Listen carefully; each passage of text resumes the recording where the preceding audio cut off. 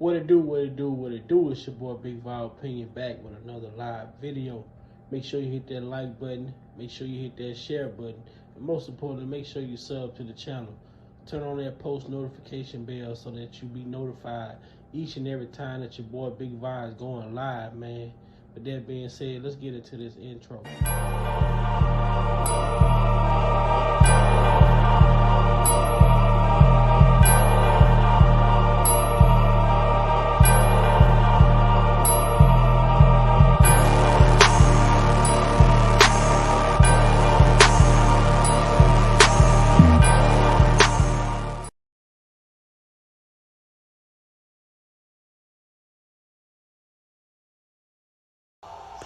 R. Kelly asked that everyone come together and push the message about this BOP officer and Tasha K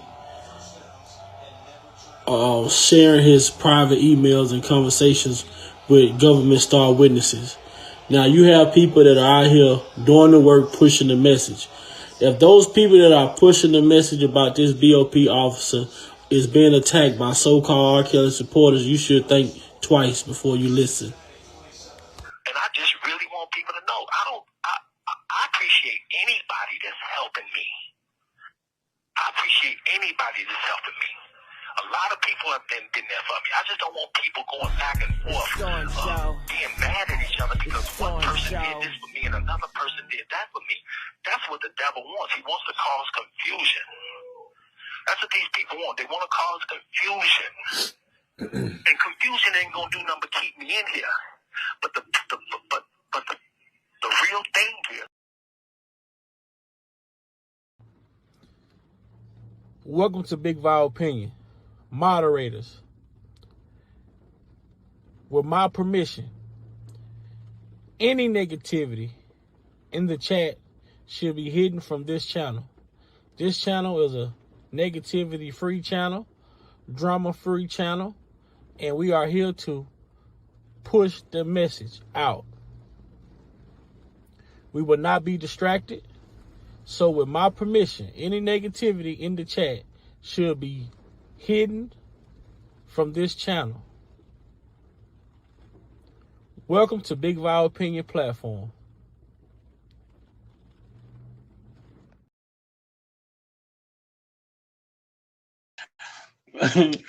Yo, what's up? What it do, everybody? What y'all got going on this hump day, as we call it? What y'all got going on this hump day? Y'all already know, man. Where y'all watching from, man? It's time to call the roll. Where y'all watching from? Where y'all watching from?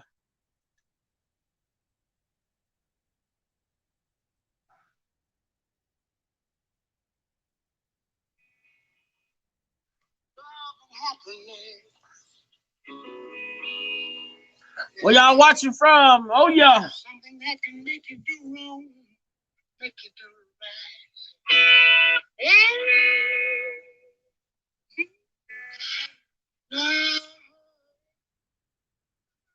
Okay. We got Flint, Michigan in here. We got Florida in here. Okay. Okay.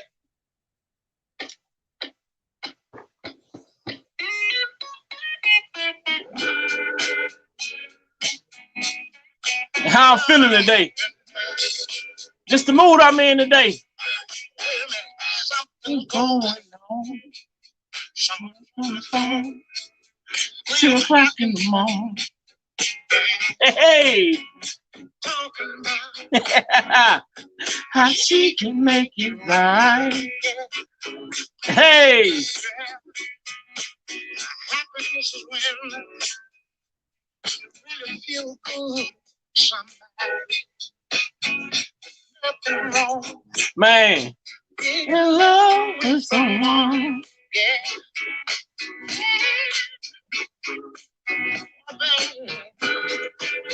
Come on in. Love and happiness, man. That's what it's all about.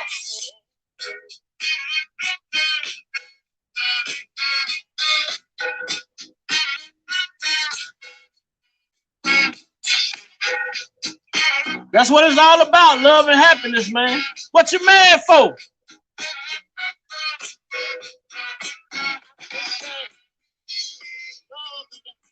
What's going on, Mel J? What's going on, A-Child, B White, Stephanie, Zoe?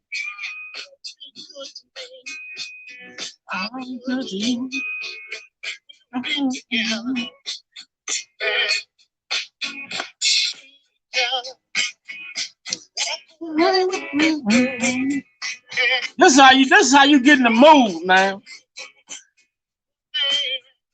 It ain't always about all that rah-rah.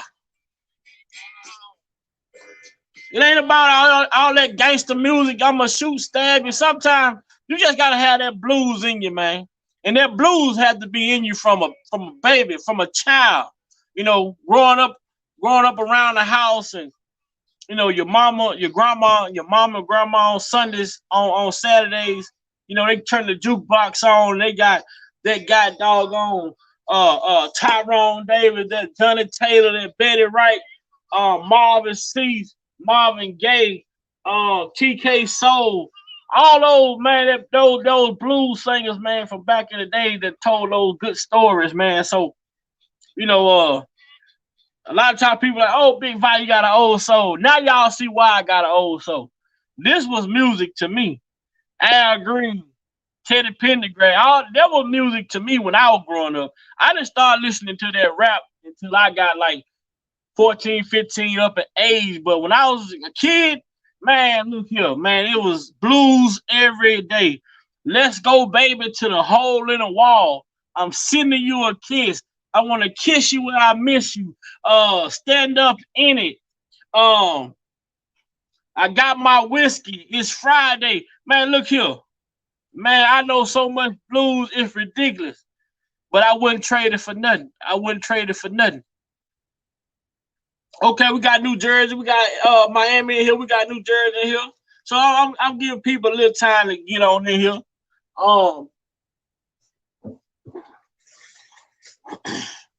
The other day, live, the live we did Monday was fantastic. Speaking about the motion that Jennifer put in, and there's other work that Jennifer has done as well. I found an article. I'm not sure if you all remember back in 2019 when R. Kelly first got picked up. He lost the judgment by default. He lost a judgment by default. I think it was like a $4 million. He had got I'm not sure if it was a royalty check or somehow he had got some money, and they found a way to take that money that he had come in a sum of like $4 to $5 million or something like that. This is around the time when they took the money they awarded the owner of the studio like $1 million for that studio that R. Kelly was in. I think some of the money went towards child support, and I think Heather Williams was supposed to get some of the money as well. I'm not sure, but that judgment, Kels did lose that judgment by default, you know. But now Jennifer's on the job. Jennifer is fighting for since Kim Fox dropped this case, her state case. Jennifer is on the fight for Kels to be able to get that $4 million back to him. There was an article about it. What up, Unc? So we're gonna find that article, but like we say, we still here. We still ain't forgot. Tasha K, we still ain't forgot about you. Among our major arguments at the same time, because they know who I was talking to. It's hard to trust people. People take my words, they twist them, and all I'm trying to do is get out the truth. Yes. And that's the only reason I continue talking is because even though I'm in the dark and don't know who I'm talking to, my strength comes from because I'm telling the truth. You know. So I was going to say, man, you mean to tell me a BOP disciplinary hearing officer is going to just wake up one day and say, let me just take a chance on my career, losing my career and going to jail, and just access all of my private phone calls? It doesn't make sense, because personally I wouldn't risk my career like that. That's my point. You know, let me just take a chance and just access R. Kelly's records, private records between him and his girlfriend and his attorney 153 times. So let me do it 153 times. Let me scan that to my own personal Gmail, and then let me send that to a blogger, Tasha K, who happens to know my girlfriend Joycelyn's father really good, who happens to know the parents of the government witness in my case. These are not coincidences, man. This is a plan. You know what plan it is? People have to figure that out for themselves. But it's a plan. Those are too many coincidences. And who's gonna do that? And besides, I'm already going through enough. So I wrote this thing down because I don't want to be scrambling on this phone for my little 15 minutes. I got you. And I know my own handwriting, so when people hear me say I wrote this down, I don't want nobody to go, oh, I thought he couldn't write. Well, I can't spell, but I can write. So this is my own handwriting. I said, I'm already going through enough. And the last thing I need is a BOP officer and a blogger illegally stealing and sharing my private phone calls and emails. Between me and my relationship, who just happened to be the government's star witness in my case. They have to stop acting like this didn't happen, or like it's not a big deal, because it's a really big deal. So big that I believe it tainted my case in a lot of ways, which also I believe was the plan, at least when it comes to this BOP officer and Tasha K. Because ask yourself, what other reason would a BOP officer, a disciplinary hearing officer who's like a judge in the prisons, why would they illegally access all of my emails and phone calls? Why? What is the reason to do that? And send that to her own personal Gmail account. Give all of that information to a very influential blogger, Tasha K. Why would Tasha K need to share all of that with government witnesses in my case? Why were they both allowed to get away with it? This happened 4 years ago. This happened around the same time my girl was flipping on me and lying on me. It's been 4 years now, and I, nor my attorneys, even know who this lady is, this BOP officer. Don't know her name. I don't know if she's white, black, I don't know what. We haven't been told anything.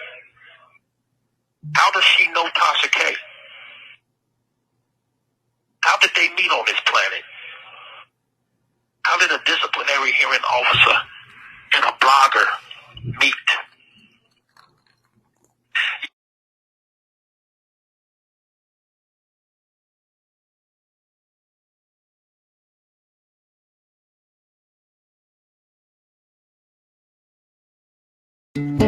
Grown right here in the Lone Star State to bring the freshest of Texas. Yeah, people will say R. Kelly's just fishing. He's just trying to figure something out to get out of jail. You're damn right, because I'm not supposed to be in here. You don't have to fish, though, with this situation, because there's a search warrant, an affidavit everything I'm saying. People are just ignoring it. But it exists. It's in the public. It's in the system. It's in black and white that this BOP officer in Tasha K did this. And although the investigation is not fully disclosed, it should be. It was executed by a federal agent. Not R. Kelly, not my attorneys, but by a federal agent. It was signed off by a federal judge who would never sign off on a search warrant unless there was enough probable cause to do so. I don't have to lie on anybody. This call is from a federal prison. And I definitely wouldn't be in the BOP, being held by the BOP, detained by the BOP, and on this damn phone lying on the BOP. Besides, it's not that I'm coming against the BOP. I'm coming against this BOP officer.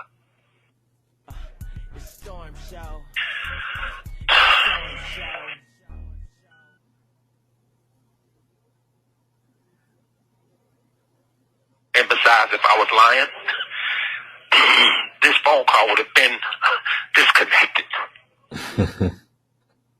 Okay? It would have been cut off on me. But because I'm telling the truth, it's not. I know I had a very good chance of beating my case. But that chance was stolen from me when this BOP officer decided to illegally steal all my information and share it with government witnesses through Tasha K. And this is according to the OIJ. There was an investigation done, a search warrant done back in 2019, back in 2020, before I even went to court, which means I really shouldn't even went to trial until this investigation was fully investigated. It's because now I'm found guilty, and here I am looking at all of this information that could have helped me in my case. It could have stopped people from being on the stand that was scorned or mad at me because they saw some illegal contraband shown to them by Tasha K. From this BOP officer stealing it. If I'm not making sense, just leave my ass in here. But I know I'm making sense. And all I want is the full disclosure. I want full disclosure on this investigation. I want to know this lady who stole my information and gave it to Tasha K. I want to know why she did it. I want to know how she met Tasha K. I want to know why they did this to me. I want to know who else is involved. Why? Because you damn right I want to go home, bro. I want to get my life back. Because nobody deserves this. I don't care if you had a traffic ticket. I don't care what kind of case you have. You have the right to prove your innocence.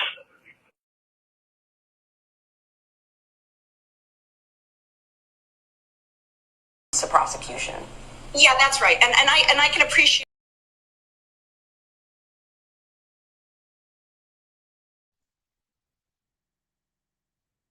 It's a prosecution. Yeah, that's right. And I can appreciate that there's emotions that run high and people don't necessarily value how the government goes about getting what they consider to be justice. But when the government runs amok, right now it's R. Kelly, tomorrow it's somebody else. And maybe it's someone you care about tomorrow. Maybe it's a loved one of yours. To keep the government honest and to keep them in check, the system has to work for all of us. The R. Kellys of the world, the Bill Cosbys of the world, and then people that we don't even know. And so my job is to make sure the government does it the fair way. And if they didn't do it fair, it just doesn't count. It's like if you cheat during a football game and you want to declare victory, you can't because you cheated. And it is my job to hold the government responsible.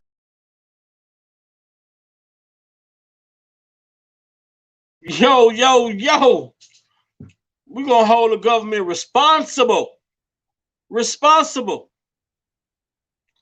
You know what I'm saying? If it wasn't fair, you can't cheat and try to declare victory. But Chicago, Cook County, man, y'all gotta be, boy, Cook County.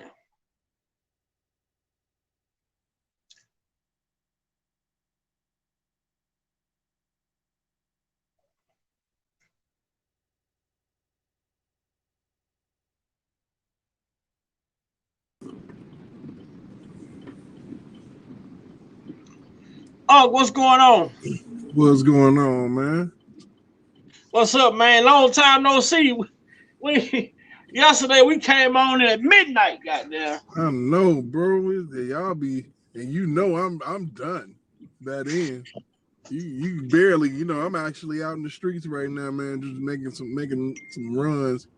Finna jump back in the house, and you know what I'm saying? It's crazy, man, because it seems like when you think about it, the government did cheat. They didn't think that man deserved a fair shake.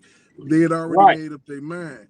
When you already make up your mind, you ain't gonna allow for stuff to mess that up. Not at all, not whatsoever. They wanted that man to go to jail no matter what, so they did hide exculpatory evidence, man, because there's proof that these females did some foolishness. Progress, check your email. It's out there. Man, I went over something yesterday I found. See, I put a lot of stuff on my community wall during the trial. I put a lot of stuff on my community wall during this trial. And I stumbled across this. Let me find it. I stumbled across this last night as I was going through my phone. It wasn't that. It was this here.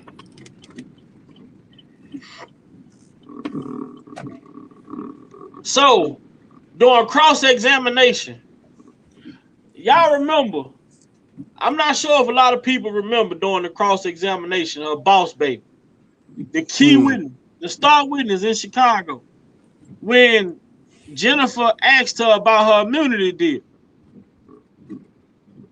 And she was asking her, like, does she have, like, full immunity, or how, like, what was the status of what type of immunity agreement did the government give her? So she asked her, she said, so the government say you have to tell truthful and complete testimony, but in the event that they determine that you violated this provision, or they determine that you did not give truthful testimony, then there will be consequences for that, right?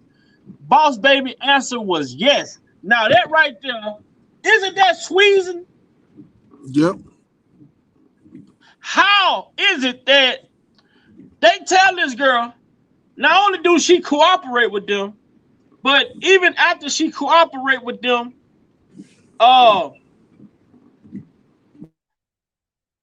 even when she started cooperating with them, the government tells her, the star witness, that they have to determine that she has to tell truthful and complete testimony. But in the event that they determine, so that means no matter what she say, if the government feel as though it's not lining up with their agenda, then they could revoke her immunity agreement. So now, if I'm on the stand and I understand what they have told me, I'm gonna do and say everything that they asked of me to say.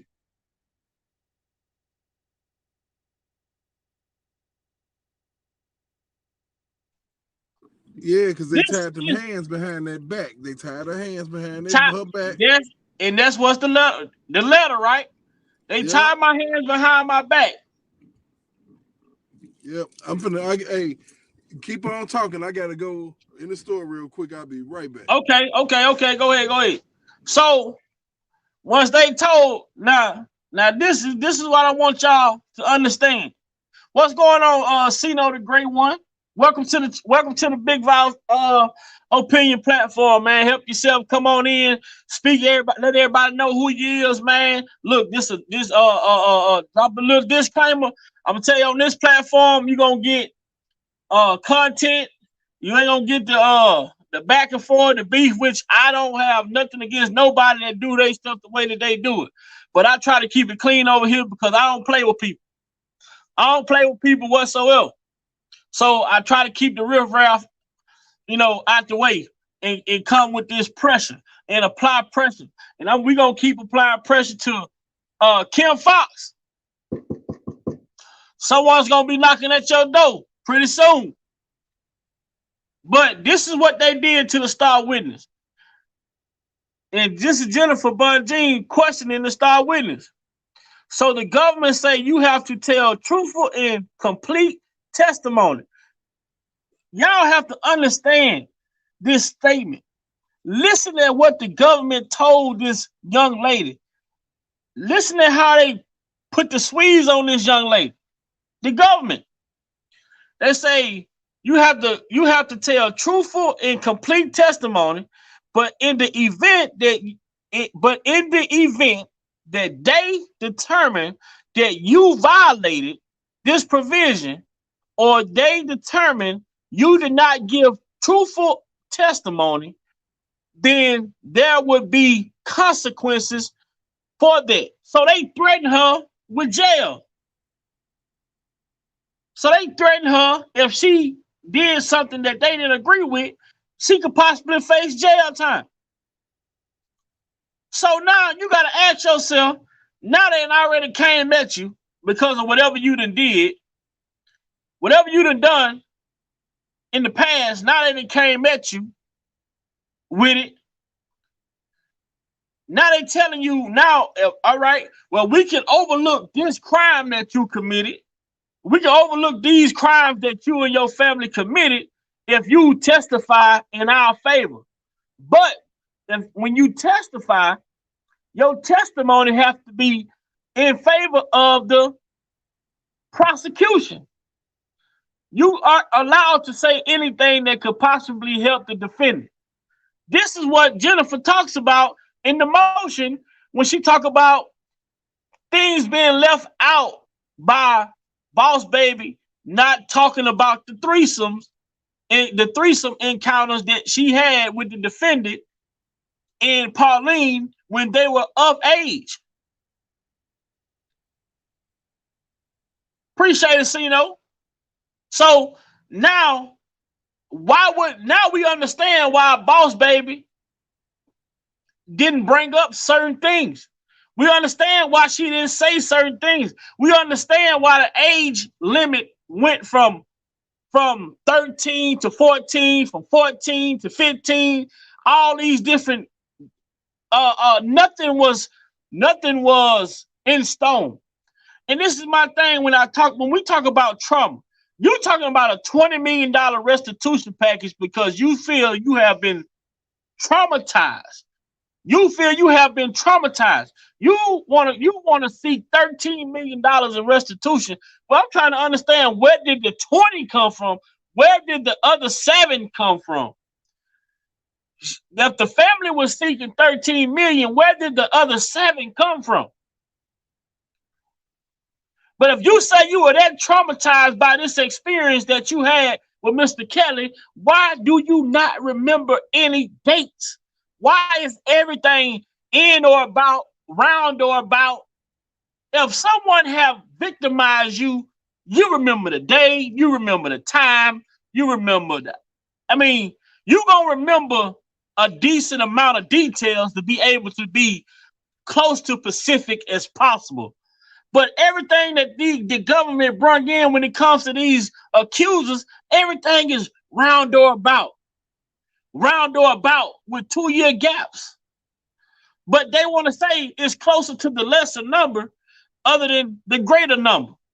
Round or about 16 or 17, but they going to go, oh, it was 16. Well, why even say 17? If you're going to go lean towards 16, why say 17? The prosecutors Chicago, they manipulated the system so bad.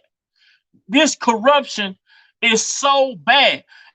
And Kim Fox to come out and say, and for Kim Fox to come out and say they are dropping the case because they have exonerated finances. No, stop lying. Stop lying. You dropped the case because you did not want the world to see the corruption that is going on within the office of Cook County. We talk about the same Cook County where Jesse Smollett faked an attack. And the prosecutor, the lead, Kim Fox, you claim to have recused yourself from the case because of your family connection with Jesse Smollett, but you were asking other prosecutors to do favors in spite of Jesse Smollett.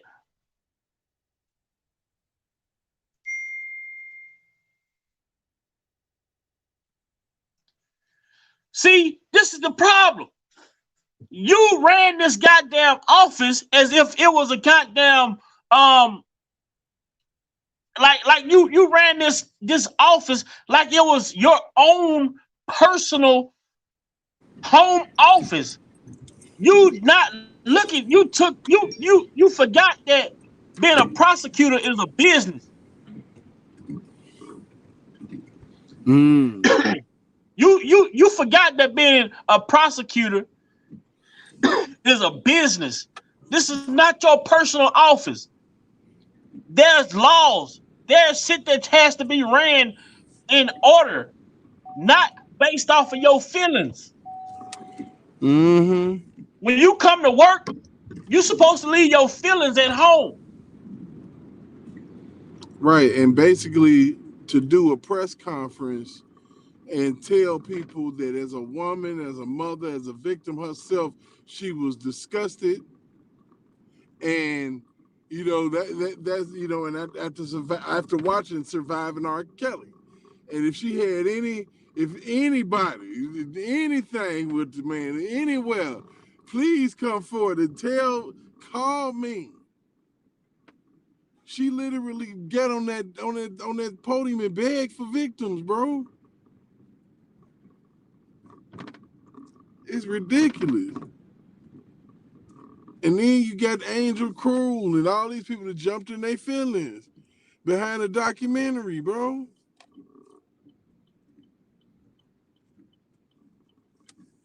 This shit is crazy. Like, you can't honestly tell me that you can believe that man, but look, what you think about what on the stream, the prosecutors told Boss Baby that she have to give truthful and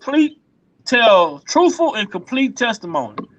But in the event they deem it not truthful, she got consequences. Right. That mean what it mean. It mean that you better say this, like you better say it like I said to say it. And if you don't, then we gonna if we find out that you lied, or if we think that you lied, you go into jail. Your immunity's gone. It's gone. For your PPP loan. You know what I mean? Your immunity is gone. This shit is crazy. Mm-hmm. So this is blatant. This is blatant obstruction. Yeah, you squeezing the witness. Now they want us to believe that R. Kelly obstructed justice, that R. Kelly paid off witnesses, that he did all of this bad shit. But when you look at the reality of everything that has transpired over the last 4 years, we have seen who are the real fucking corrupt people. We've seen who are really obstructing justice. And it's not the defendant. It's the prosecutors. Mm-hmm. You It's ain't scary never shame. lied. It's so sad that they use this brother, and I'm glad my brother J Rock just came on because J Rock said something so pivotal the other day when we was on when he was talking about John Burge and how much he cost the city in funds and finances. And it seemed like they try to recoup all that shit off of R. Kelly. Mm-hmm. What up, J Rock? What's good, Vibe, man? How you? What up, J Rock? What up, Derek, man? How you doing? Man, you already know me. I'm I'm up until I ain't. Yeah, So right now I'm up. yeah, You know what I'm saying? yeah. I feel you on that, man. But I was listening a little bit. I was sitting down eating. I just got through eating not too long ago, so I was sitting down listening to y'all chop it up and everything in regards to. I saw the statement that was posted. We was talking about level up, talking about how the government was actually trying to pretty much say, look, you're gonna conceal all the truth that we know. If you don't say what we want you to say, then you're going down just like he is. And I thought that was just and that really blew my mind to the level of corruption in regards to what they've done. But what they've done to this man, they literally are trying to just manufacture a whole case, and it's a test study. Well, I should say test study. I should say case study for what they plan on doing in the future for anybody else or people like them. Mm-mm. And you got people out there like, oh, I don't know, Jim Derogatis has been placing false narratives for God knows how long. I actually call him Jim Dera Fat Ass, but that's my name for him. You know, like I said before, I can't trust a man who looks like a cross between Fat Bastard from Austin Powers and Jabba the Hutt from Return of the Jedi. Mm. And then Kim Fox talk about, well, we just want to go ahead and drop the case because he already got convicted in New York, and he already got kind of convicted in Chicago. No, he didn't. He won more charges than he lost. Definitely now. In a Chicago case. So why you up in here? And actually, J Rock, if you think about it, overall, at this point, overall, he won more. He won more than he lost. Absolutely. And then on top of that, because everybody talk about, well, that's why they did like, See, she didn't want, because this trial had the potential to be televised, and all the bullshit that her and her office have done was going to be exposed for everybody to see, and she didn't want to take that chance because now everybody gonna be looking like, wait a minute, y'all done did all this. Y'all had to do all this extra shit just to try to prove that he guilty. Because let's keep it all the way funky. They should have went first. That trial, the state trial should have went first. Yeah, I totally agree with you, because at this point, after all, they were the ones that came out with that obstruction of justice charge, which gave them the whole reason for why they trying to retry the case anyway. Uh-huh. Everything really started with them. You all right? Uh-huh. They should have went first. But they That's knew. why I was telling people when she dropped the case, I say this right here is critical. I say because this is the head of the fucking snake. They got this man caught up in this jam, and they delayed.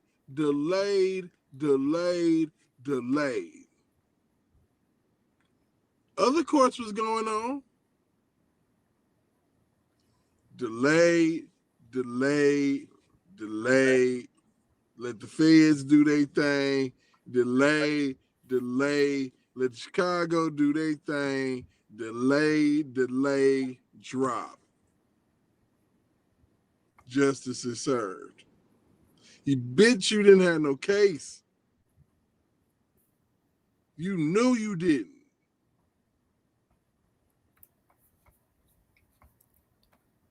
You came out there and read that whole indictment. I totally agree with you, Derek. Especially the fact that she really didn't want to try the case, and then she gave that little pitiful reach out that she said, talking about, well, I appreciate all the survivors and everything that came forward to try to tell their story. Bitch, you were the one with the 1-800 number to try to solicit everybody to come any damn way. Man, in that order. I appreciate you, the survivors all coming out to try to tell their stories. No. Y'all came up with the obstruction of justice charges. You came up with the 1-800 number to try to solicit all these people. And now all of a sudden, everybody and their mama trying to come up, trying to tell their story about R. Kelly and another damn thing. You really don't want those communications with you and Michael Avenatti to come out. Let's just put that out right now. Let's just let that truth be told. Because with all the dirt that Michael Avenatti did and what he's already been convicted of, already he's under a microscope anyway. And anybody that he has actually done any kind of business with is going to be under a microscope.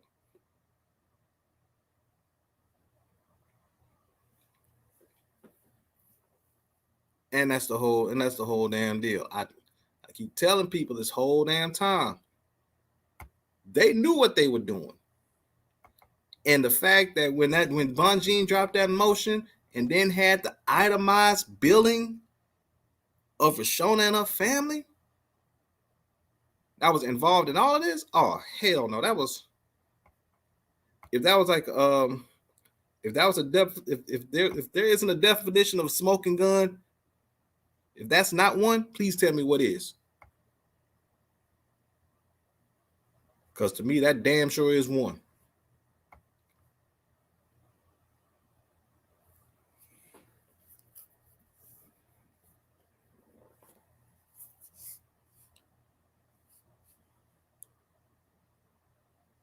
And I'm still trying to figure out why did the judge in New York call a judge in Chicago?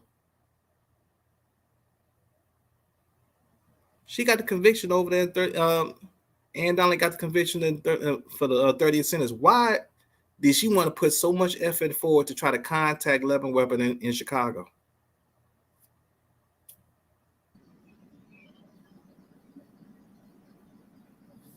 Somebody please try to make. I got my own theory behind it, but please somebody try to make that make sense. Oh, what up, Jim? Yo, Jay Rizzo, what's good? Big Five Before Thoughts. Everybody in the chat, what's popping? Man, I'm good, man. I'm up here just trying to chop it up a little bit. Oh, I also want to go ahead and say, I want to say right quick, I appreciate everybody's prayers. My uncle passed away yesterday. I found out, so still trying to get some more details on how we're gonna go forward with his memorial. But I appreciate everybody love and the prayers that everybody gave me yesterday. So I just want to acknowledge everybody in the chat and let y'all know I appreciate it. Oh wow, I didn't know that, man. My condolences, bro. Definitely. Thanks, Jeff. Yeah, my deepest condolences to you and the fam. Man, yeah, that's sad. Sorry to hear that, man. But I was just sitting back thinking, like, when y'all was just chopping it up, and man, if we could go through a time stamp of, well, not even really a time stamp, just from the beginning of this whole ordeal, it just, because with these motions that are coming out, and you just look at the corruption that dates back from 4 years ago, and I'm thinking, like, she's just getting she's just getting started. This ain't even, with the BOP and the latest motion with RL and them, lying under oath about, restitution and all that. This is just the beginning. You know what I'm saying? It's like, if we could go back to, even before surviving R. Kelly, with the mute R. Kelly movement, just how much corruption has happened to this man from day one since they targeted him. You know what I'm saying? From day one, the first thing I can remember is them talking about muting this man. Like, that's a constitutional right. You have the right to earn a living. So when you take away this man's right to earn a living, that's a constitutional and a civil and a human rights violation. So you cripple this man's finances. So you leave him subjective to all this different corruption. And then, after that, then, they cancel his tours, get him kicked off the whole streaming site. Like, what? That was just unheard of. I said, yup. And that was just coming off of Bill Cosby, what had happened with him. So I'm like, oh, now they fucking with R. Kelly. So then you start seeing, then I start hearing rumblings of a damn Lifetime movie and shit. And it said that when I heard the title, Surviving R. Kelly, I'm like, they trying to act like this man some type of natural disaster, like Hurricane Katrina or some shit. Like, what the hell is this? You know what I'm saying? And then, voila, right after that, here come district attorney out of Cook County, Kim Fox. And everybody from, Chicago that's aware understands that this woman is very corrupt. You know what I'm saying? It has a history of corruption behind her, and she does a press conference and says that solicits victims on national television to come forward. So therefore, without us, without y'all coming forward, we have no case. What is that? I mean, to be unethical is an understatement. So and then you go from that to everybody that came forth, because believe you me, it was a lot of people that came forth that just called that hotline number and said what a great time they had with R. Kelly, right? But then you had the only people that happened to call in with something negative to say. All of them are represented by Michael Avenatti, someone who doesn't even have the jurisdiction to represent anybody in the state of Illinois. He's all in the media, now it's a media circus. Him running around, 1 minute he got 4 tapes, next minute he got 20 tapes. He all at CNN disseminating these tapes, just stirring up the public sentiment. And simultaneously, while that's going on, you got these parents doing press conferences, with all this defamatory allegations, with nothing to authenticate their claims. Whole time their daughter's been with this man for 4 or 5 years. Whoa, wait a minute. You know what I'm saying? It's like a whole tsunami, a whole machine moving. It's like a lot of different moving parts. Then Gloria Allred hops on the train, and she got some dude in the alley with he found the box of tapes in the alley and took it to his attic, and R. Kelly on here. I thought it was supposed to be the NBA. Where you found it at, Jeff? He found it in the alley somewhere and threw the tape in.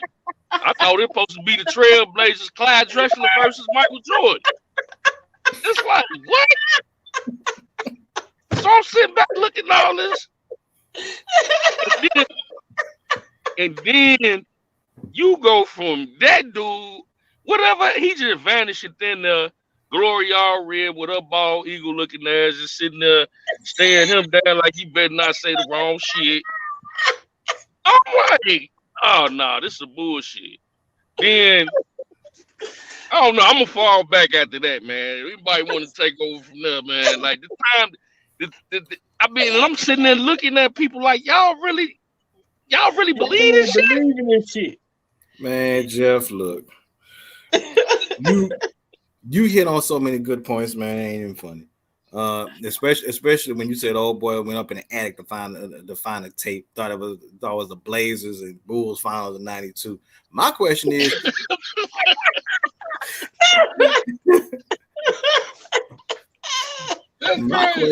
my question still is this: how did the tape get there?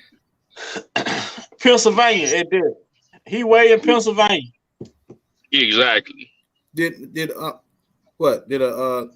a rat go in the attic with and put the VHS tape up in the attic? Make this stuff up, man. You can't make these lies up, bro. You can't make these lies up. And then they throw out these shaming tactics while this is going on, so you can't question it. Oh, so you don't believe black women? Oh, you don't believe black women? You can't be supporting R. Kelly now. You can't be doing that. You don't believe black women? Like, huh? One don't got nothing. He come out making his political his political campaign to be an advocate for black women, black abused women. That was gonna be his campaign narrative to gain votes. Wow.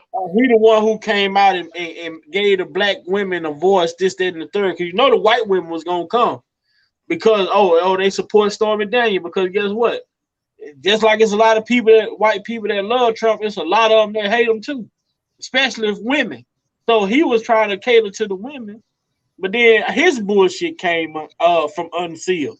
You done robbed every motherfucker you ever worked for. Yeah, and think about this. And think about this also too. Big Vi's absolutely right, because he was using that as a feather in his cap for his own political aspirations. Also, too, if you really take a look at it, he could present himself as the total opposite of Trump. He cares for women while Trump grab him by the feet. That was his move right there. Oh yeah. Yeah. Trump grabbing him by the pussy, he kicking him in the ass.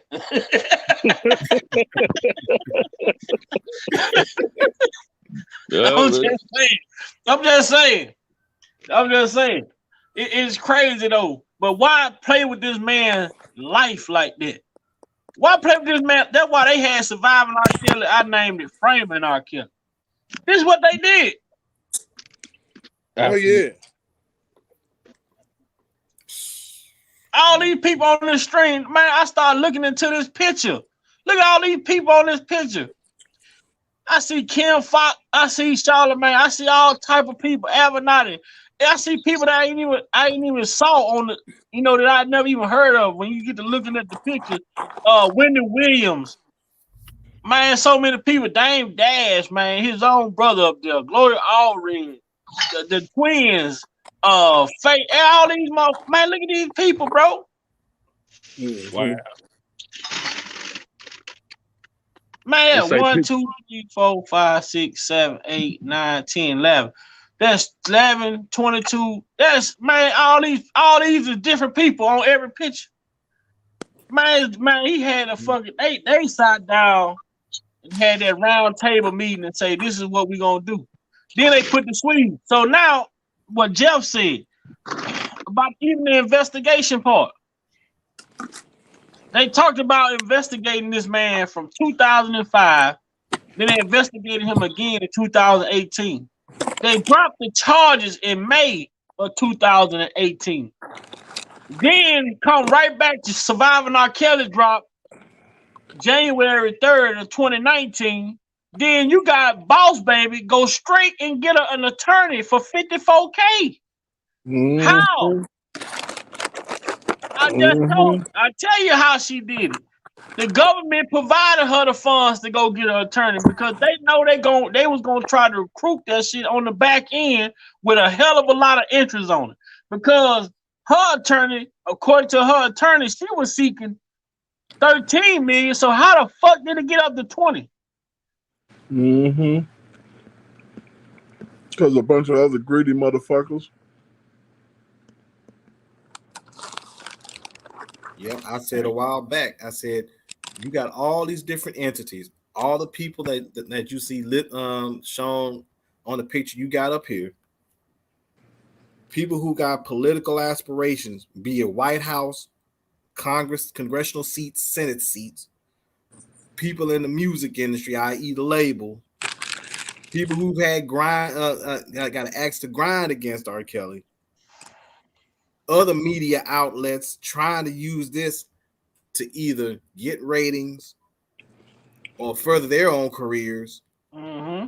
All of these different entities are feeding from the same trough. And don't forget, J-Rock, how I'm gonna point out something that y'all finna think back to this shit when I say this. Y'all gonna think back to it when I say this. Everybody in the chat gonna think back to this shit when I say this. You know how I know it was some bullshit with all of this shit that was going on in the media? Where did all these motherfucking black media news reporters come from during this surviving R. Kelly shit? All these interviews, they got black reporters. I'm like, damn, I ain't never seen black reporters on ABC.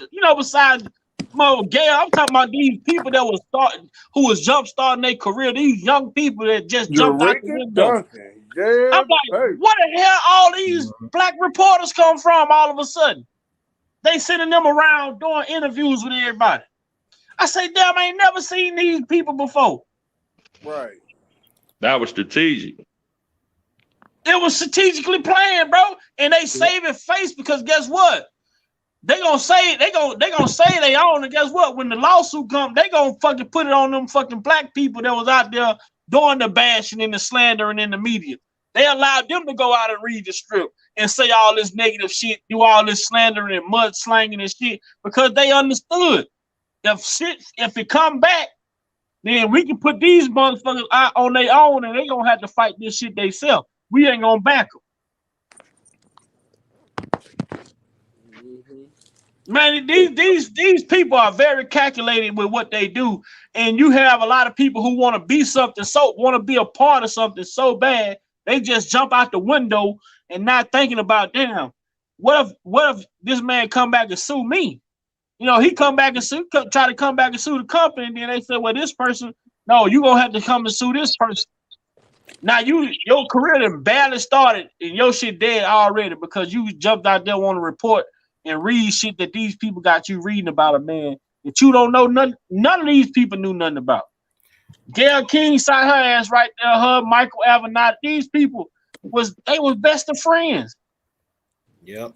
Also, let's not forget about other people whose careers may have stalled in trying to reignite their own careers. There was a particular journalist who deemed to have a pretty credible career, and she threw her name in this bullshit. And her name is Soledad O'Brien. She was in one of those parts of Surviving R. Kelly. I think it was the one you got up here, but not part 2. Mm-hmm. I'm tripping on Charlamagne the God. He didn't just brag about how he take advantage of women. And he in a fucking docuseries speaking on R. Kelly. How can you then you got motherfuckers like Angela Yee talking about R. Kelly and how sick he is, but you work with a sick motherfucker. Not only do you work with him, you sat by him. And his man sat here talking about he was intrigued about how the guy on the tape was peeing and coming. Come on, man. What type of man talk like that? Mm-hmm. And they laughed and joked with him and all type of shit. Well, R. Kelly a fucked up person, but you got Charlamagne and DJ Envy passing dildos around on Breakfast Club. Come on, man. Mm-hmm. But see, my problem with these clowns is simply this. All these radio personalities and people who took this shit and ran with it is the same niggas that shut their radio station down a year prior, 2 years prior. If R. Kelly brought his ass in that building, they'd shut the radio station down, they'd kiss his ass all over the airwaves. So, who's the fake and phony ones? Y'all want to sit up here and sing a man's praises, and then the moment you hear something, you jumping on the bandwagon instead of being right about it and letting it all play the hell out. Exactly. Here you come with your opinion. Well, I think he did it. I think he's guilty because blah, blah, blah, blah, blah. But it's something called due process of law. And I promise you, you might be able to get away with it at some point, but that thing got to come around. It got to go to the appellate court. If that don't work, then it got to go to the Supreme Court. And you don't never want no bullshit like this sitting in front of Supreme Court justices. Absolutely not. And that's crazy, man, because a lot of people don't be codified as a culture. You know what I'm saying? Mm-hmm. Like, you know, rest in peace to Nipsey Hussle. I don't know if y'all caught the interview. It was a short clip, like, you know, not too far removed from before he passed.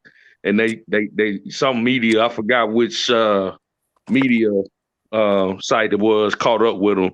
And this was right around the time the whole Surviving R. Kelly and all Mute R. Kelly and all that movement was doing what they were doing. And they asked Nipsey Hussle, like, so what do you think about R. Kelly and the allegations? He was like, man, don't ask me nothing like that. I don't know, man. That man got to go to court. You know what I'm saying? To see what the law do. I'm not speaking on that. You know, and I had a lot of respect for Nipsey, even more when he handled it like that. Like they was trying to get him to say something crazy. You know what I'm saying?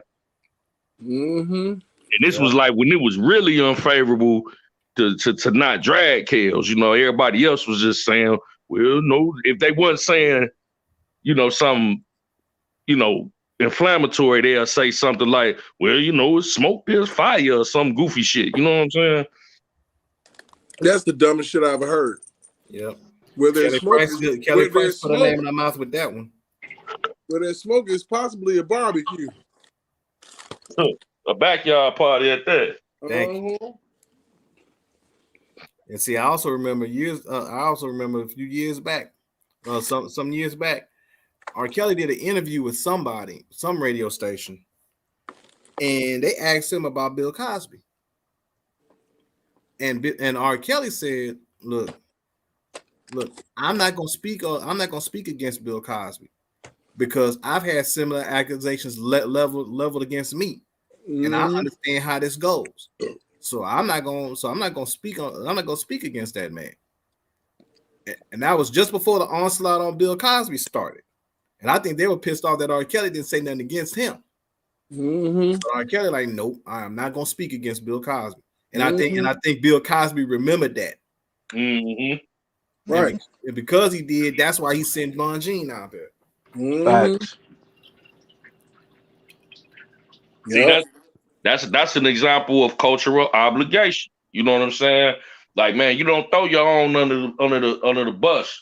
You know what I'm saying? Just for a doggy treat, because that's all they're gonna give you. You know, they're gonna give you a bone right quick. And, you know, it was some comedian that threw Bill Cosby under the bus with a whack ass joke. I forgot the name of the comedian. Burris. Yeah, Hannibal Burris. Yeah, that put that man career, and he wasn't even that funny, I don't think. But that little joke, put him in the Hannibal Burris was supposed to be supposedly what Kevin Hart is. Right. But see, like Derek, like you was just saying, like he thought it was gonna catapult him, but it gave him a little, you know, they gave him a little moment of fame. It wasn't even worth it. Little 15. Yeah, it gave him his little 15 minutes of fame.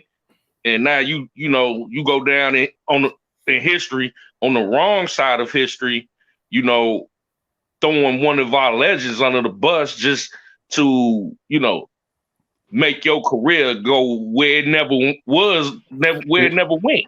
Yo, Jeff, you know what's so crazy? Everybody want to shit on Bill, but Bill done sent more black kids to college than the government did theyself. Right. And you know, when it comes to Bill Cosby, I have to say this. Like, it just ain't no different than what my grandfather used to say. You know, people, our culture has got so sensitive. I mean, the elders can't even be elders and speak their mind without people getting their feelings. Thank you know you, what I'm saying? Grandfather used to say, boy, put your pants up. And Y'all go now ahead. say what you're saying, Jeff. Now say what you're saying. I'll just agree with you. Oh, yeah. You know, granddaddy used to sit up there. You know, he used to get his pipe, put his tobacco in it, pour him a shot of whiskey and talk shit. And everybody was, hey, that's just granddaddy. You know what I'm saying? And nowadays, you know, that strong male figure in the house or in the community, oh, you're toxic masculinity. What the hell is that? You know what I'm saying? They came up with a whole damn false diagnosis of somebody being a masculine man in the community. You toxic. Come on, cut it out. Cause Jeff, can see, I was born 94, right? You couldn't tell me in the 90s, 80s, up until that supposedly pound cake speech, Bill Cosby wasn't the most loved man in America from every race. Absolutely. That man was the most loved man from every race. It didn't matter what you was. Even with the allegation, he still loved, man. People just it's people. You got a lot of people nowadays that worry about what the next person think. Hey, thank you, Bob. I support you, and that's why I feel as though, you know, I that's why when people say I support you, tell me you support me, but if I don't see it, then you don't support me. You can't support me in private and then I don't see it in public. It doesn't matter. It's like you're not even doing it. Don't tell me. Don't piss in my face and tell me it's lemonade. You see what I'm saying? A lot of people, they don't do that shit. No pun intended. But that's what the hell I mean. Don't play with me. Don't sit up here and you with me when you with me, but you against me when you're away. And everybody talking about that phrase, toxic masculinity. What about fatal femininity? How about that? It's a certain thing. It's toxic femininity too. Right, and they used to say, how did we get all from the back in the day? I'm using it right now. Back in the day, the biggest thing they said, and to piggyback off what Jeff was saying, you know, about your grandfather and your grandmother. Back in the day, it truly meant something when they say it takes a village to raise a child. That shit was a statement. It wasn't an understatement. It really meant what they said.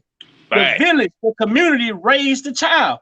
If you left your house and you went 2-3 houses down the street and Miss Annie Mae sitting on the porch and you go in her yard and curse, she straighten your ass out and take you to your mama and say, look, he was down here in my yard cussing. I brought him to you. Guess what your mama did? Thank you for getting on him. Thank you for bringing him to me. I'm finna go in here and get them together too. Nowadays, if you pop somebody's child, they ready to kill you. And they child just sat here. I see these young 18, 19-year-old, 16, 17, be cussing these elderly people out, man. It's like, damn, like, no respect. I get on my son all the time about respect because I try to teach my son countless times how important respect can get you into doors where money can't get you. Facts. Respect can get you shit that money can't buy. Just because you got money don't mean everybody is appeasing to you. Most people that got money is assholes. So people don't care to fuck with them. Yo, Big Vi, I'm telling you, when I be going in spots and I be calling like older women ma'am, sir, they be on some like, oh, you don't have to say. It's like that is like kind of foreign to so them now. Used to not hearing it, they tell you not to say it. They think that's foreign. Like they really like, oh, It's got to a point, like, you know, like growing up as a kid, when you used to call somebody ma'am and sir, they didn't say nothing. Now it's like, oh, you don't have to call me that, or you don't got to say that, because they don't hear it no more. So they look at it, it's like it's foreign. And I'm just like, ma'am, like not for nothing, my mom and my dad was in my life. I'm not gonna ever sit there and take, but it's just still like I was raised by my grandmother. So you get what I'm saying? Like, Right. it just so fortunately, like, so I grew up under that. Manners is everything. Manners really, people don't understand. Manners will get you far in life. Like, I was listening to somebody speak, like somebody was speaking. They would sit there saying, yo, in Hollywood, a lot of the actors we see on TV, these are not the best actors or whatever the case may be. But they were saying, yo, a lot of people that's like really talented and that know they're the best, they assholes. So he was like, yo, I'm saying, you got somebody over here that got a 6 out of 10, like they talent on a scale is like 5 or 6 out of 10, because he got, you got what I'm saying, man is respect. That would take him, you got what I'm saying, like further than the next person who on a scale, like his talent is a 10, but it's like, would I want to rather deal with his, you feel me, like him being an asshole, like. And I was like, yo, people don't understand that, like shit like that, like the way you carry yourself and conduct yourself, you feel me, little things like that, it will take you very far.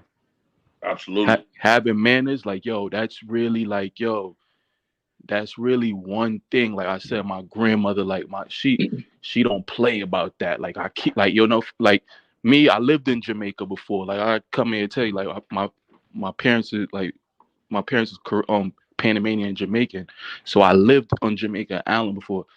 I'm telling you, I could not walk down the block going to school, and my grandmother come back and heard, yo, your grandson did not walk past me and say hi. And mind you, I don't know these people.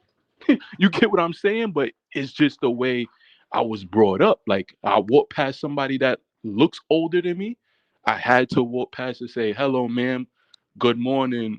And I don't know these people. Now, like, you get what I'm saying? Like up here, oh man, you don't see that. Nah, a lot of shit. The times have shifted, and I mean, another big issue is you got grandparents that's in their fucking 30s now, man. That's the crazy shit. Oh man, that was I seen this shit for myself. I seen the girl was 30, I think she was 36 or 35, 36, and she was a fucking grandparent. Wow, that's regular now. Hey, just take for example, look at Bernice Burgos. Bernice Burgos, and that lady probably still ain't but a bit of like 43 at most. And her daughter had the baby by A Boogie Mans in 2017. So that's a whole 6 years ago. Bernice Burgos is a grandparent in her 30s. Yeah, ain't too many more big mamas left. No, at all. No. Yeah, it's Mom Dukes now. Yeah, in the club with you. You know what I'm saying? Y'all in the club together. Or grandma ain't watching the kids no more because she's still trying to go shake her ass. You know, Mom Dukes hollering at you, trying to holler at your best up, friend Mike? and shit. No. Uncle D, Mom Duke's trying to holler at the daughter, nigga. I know, right? You know what I'm saying? Hey, I'm trying to figure out. I'm sorry, we got the article on the stream. We'll get through that. This Jennifer talk. She addressed. You know, this could be a huge win for Chaos too. If y'all remember, hold on, let me take you back to y'all. So we remember back. Let's go back when. Y'all remember back in 2019. In 2019, Chaos lost the judgment, but it was by default. And they awarded the studio owner and other people when they found out he had a royalty check or whatever come in. You know, they say let me go, gotta pull it up so I can read it. I think the check for like 1.2, like 1.8 mil or some shit like that. Yeah, it was a little bit more than that. Oh, He yeah, had got a royalty check for like four and they was battling about who was gonna get it, who claimed who it. was gonna get it. It was like 4-5 million. But it say Kelly, former New York, Kelly, former near West Side landlord, secured a $3.5 million judgment earlier this year against the jail singer to cover past due rent. Really? So you mean how much was the fucking rent for him to get a $3.5 million judgment? Right. And why would you let somebody get that fucking far behind? Thank you. Thank you. Like, yo, shit, that don't make no sense. Oh man, keep going. So then it say a woman sued the singer last year, alleging sexual abuse, and was awarded $4 million. Say that woman, who the Chicago Sun-Times is not naming, is one of Kelly's 4 alleged victims in his pending criminal case in Cook County. So this is why Heather Williams is so pissed off, because when she was awarded a $4 million lawsuit, but Kim Fox dropped the fucking charges, so that killed her lawsuit. Son, yo, Vi, I don't know if any of y'all seen, not to go off topic, y'all see Michael Jackson, they sold a piece of his shit for his estate for, or his catalog for $1 billion. Y'all saw that? You late, man. We was on that shit about a couple weeks ago. Oh no, I'm saying I remember we was talking about it. Yeah. But I guess they finalized it. Yeah. Yeah, no, I remember we was talking about it. Yeah, they got some money. They got some money off that shit. Man, that's crazy. I was telling my lady, I'm like, yo, if they sold that man a piece of his catalog for $1 billion, just imagine what it's really, really worth. Man, now this is so crazy. It say after the awards were issued in each suit, attorneys for both plaintiffs contacted Sony with a citation to discover assets, which revealed Kelly had 1,544,333 in a now frozen royalty account. Boy, these people is crazy, man. So, hold on, I'm gonna tell y'all what it say Heather Williams was asking for. What she asked, she demanded from Sony, man. Y'all finna trip out at this shit. Y'all finna trip out at this. Hold on. Say Heather Williams wanted money, his Grammys, and the rights to I Believe I Can Fly. These people are disrespectful. These people are. So look, She said she wanted the rights to what? You want the rights to my biggest song? Shit, man. You want the rights to my biggest song? Hey, what Bernie Mac told that boy on Soul Man? Father, fuck you. You can't sing, harm, nor skip and talk about some motherfucking 60-40. if she say may she rest in shit. If they give her the rights to that song, they might as well give her the rights to Ignition and Bump and Grind next too. Yeah. That shit's stupid to the motherfucker. She said, "I'm gonna pick my favorite song. I want that." It ain't even gotta be her favorite song. D, what's the coins you want my biggest song? Yeah. you ain't say y'all want Toya Toing like you know what I'm saying? Like I'll take that. Of course, that's money right there too. What you want? I tell people, if you want to argue, you put Thriller against I Believe I Could Fly, which is Michael Jackson's supposedly biggest song, against I Believe I Could Fly. I Believe I Could Fly might be a bigger song. I think I know what song is bigger than both of them. I think We Are the World was one of the hugest songs. Of course. It was. Because it was such a massive collaboration by so many different artists, including Mike. You know, no Prince though. Prince wasn't fucking with it. True. Yeah. Prince too bougie. Shit. Yeah. And he wanted the spot to himself anyway. You know. Facts.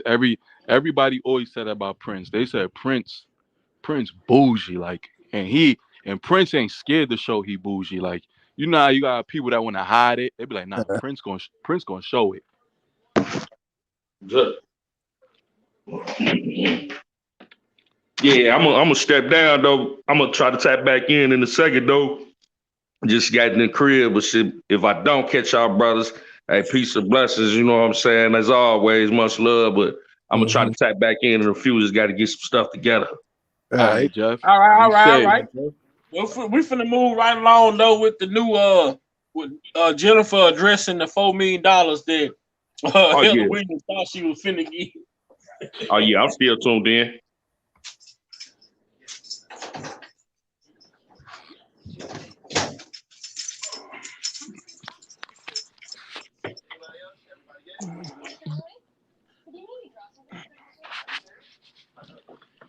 Let's see.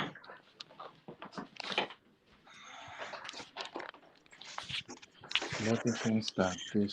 So Chicago, while R. Kelly no longer faces charges at the Layton County criminal court building, the legal fight over his money is still playing out at the Delay Center. And say nearly 2 years ago, fuck that word. Nearly 2 years ago, Kelly was ordered to pay $4 million to a woman who filed a sex abuse lawsuit against him in February 2019. Now, this is right after surviving R. Kelly, right when they brought the charges. Say a day before a prosecutor in Cook County brought criminal charges against him. So she went file her lawsuit, her civil suit, the day before they brought the charge. So it says, let's see. Is this it? The plaintiff in the lawsuit was one of the 4 alleged victims referenced in Kelly Cook County charges, all of which were dropped early this week. He said Jennifer Bunjean, Kelly lead defense attorney in his 2 federal criminal trials, now represent him in the civil case. She is at least the 4th different attorney to file an appearance on Kelly's behalf since the case was filed 3 years ago. Let's see. Derek gone. Yo, it's just so crazy how Derek he be going. Yo, he was just here. Okay, let's see. Where we at now?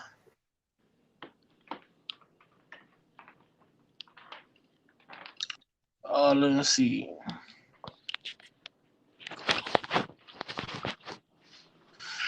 Like I say, Bunjean filed a motion last week to vacate the $4 million award, arguing that the judge who issued the order exceeded his authority and that Kelly's former lawyer did not keep him apprised of the case development.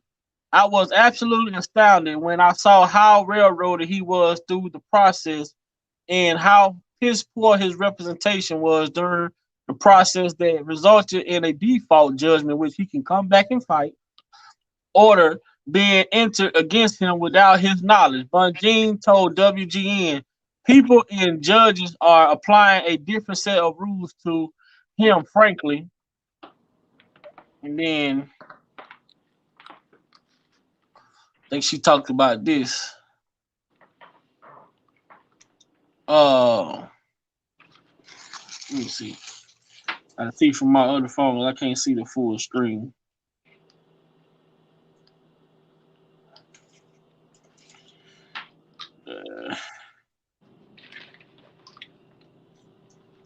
It say last September, a federal jury in Chicago found Kelly 56 guilty of 3 counts of child pornography and 3 counts of enticement of a child. The child pornography count stemmed from the same video that was at the heart of the 2002 state court case in which he was acquitted.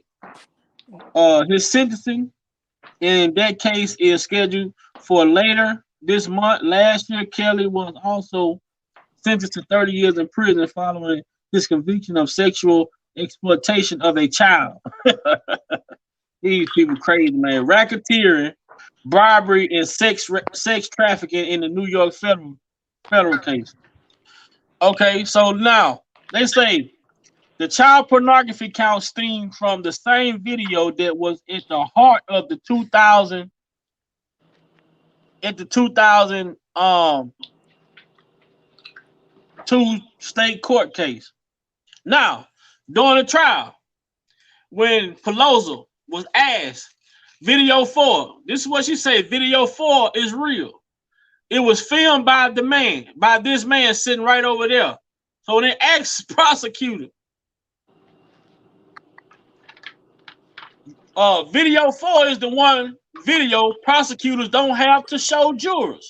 So how the fuck did the charges stem from the same tape if you don't have the video tape to even show the jurors?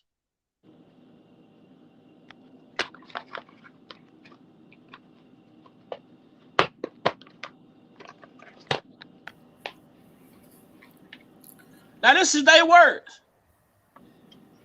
Vi, you want to know what's so funny about this?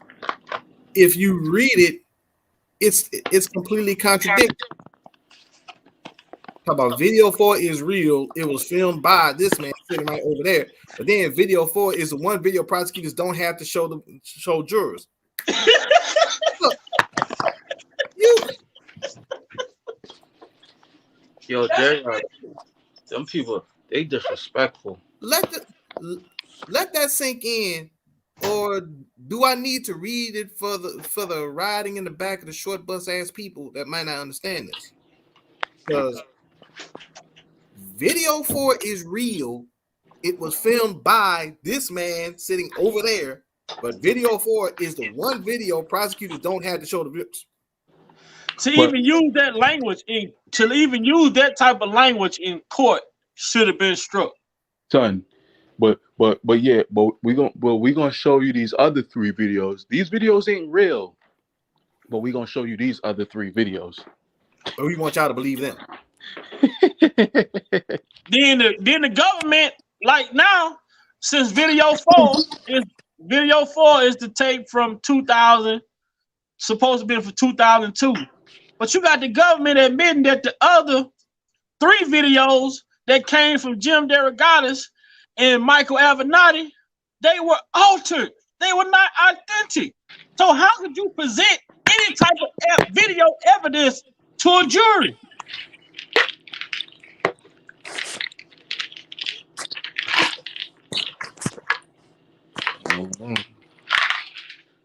That's when you know the fix is in, bro.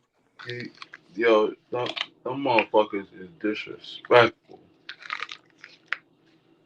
It says it is to the government understanding that none of the video that state's attorney office received from the journalist Jim DeRogatis or the attorney Michael Avenatti is that this video 1, 2, and 3 were original. So none of them videos were original. So how did these charges stem from the 2002 video?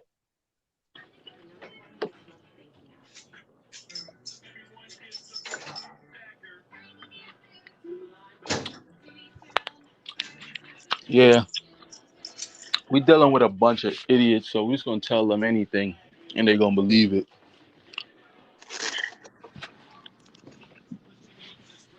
Public outcry. What they say? Man. They started to talk about the feds altered and manipulated those so-called tapes. Say at those relevant time, the government even admits that they received multiple versions of video 1, and that some of them are altered and manipulated. Homeland Security agent made digitized versions of some of those copies, but did not explain what versions the agent chose or why. So if you know this fucking tape is altered, how do he not have to explain why did he take particular frames from these tapes to use as evidence? If the tape have any type of alteration, that means it's no good.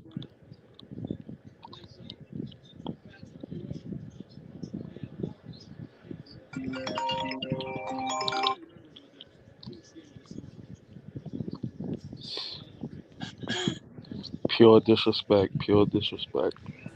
On the next level, man. Shit, it's crazy. Like, like yo, D, like they, like this shit is just wicked. Like, I mean, they literally, Michael Avenatti's goofy ass literally got on television and said that we have a tape, a copy of a tape that's far more superior than the tape before, but it's from the same era. There is no way that could be. That's not impossible unless you doctor with it. And then there goes that whole chain of custody thing. cause that don't make no sense. We have a tape that's far more superior. It's either it's the tape or it's not the tape. Like, how you have something far more superior than the original copy? That make no sense.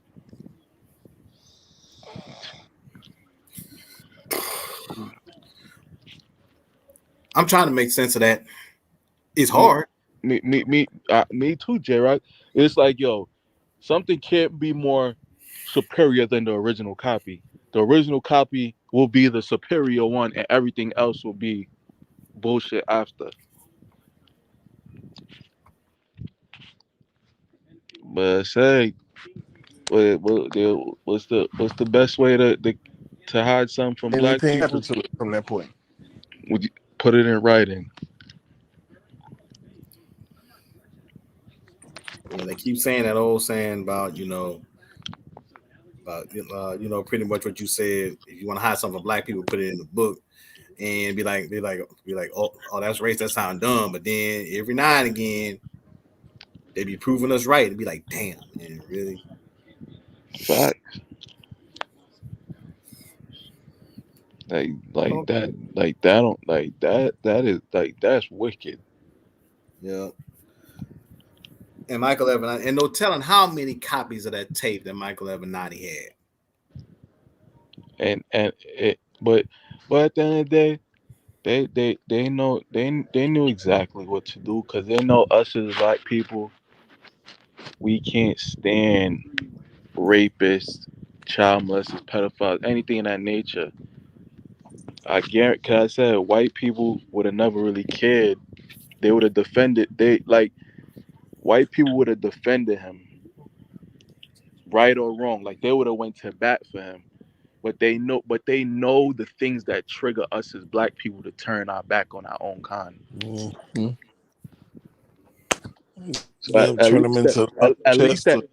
at least that shows some form of, like, you get what I'm saying, morals and dignity with our color people.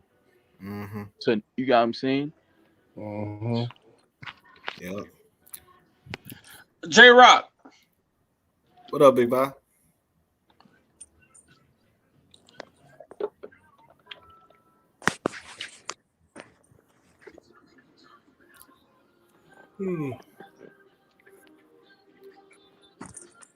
Man, I gotta tell y'all something I ran across.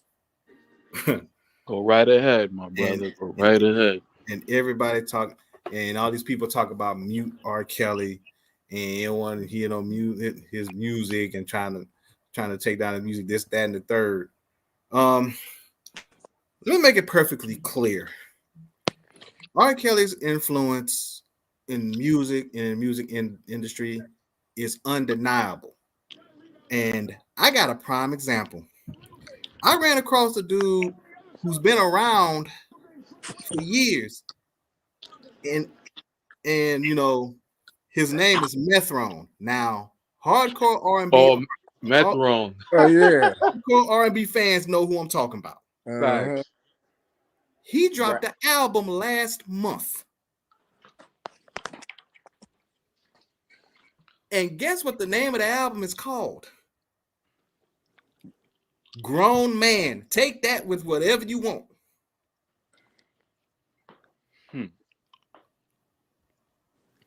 And like I said, the name of it is Grown Man, which I find very ironic and hilarious.